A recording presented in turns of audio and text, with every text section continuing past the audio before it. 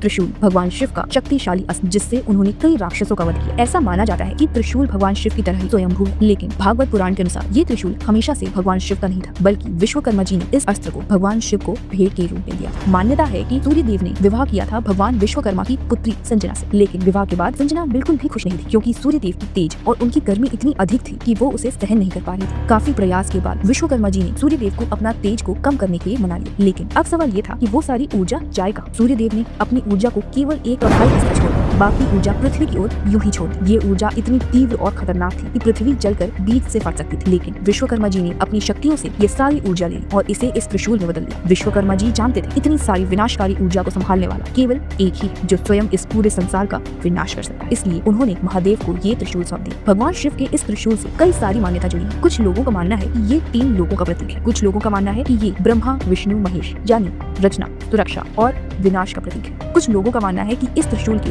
3 sir इस संसार के 3 मूल तत्व सत, रज और तम का प्रतिनिधित्व करते हैं। इसके पीछे मान्यता ये है कि इस संसार के 5 तत्व महादेव में समाहित है, इसलिए हम कहते हैं नमः शिवाय।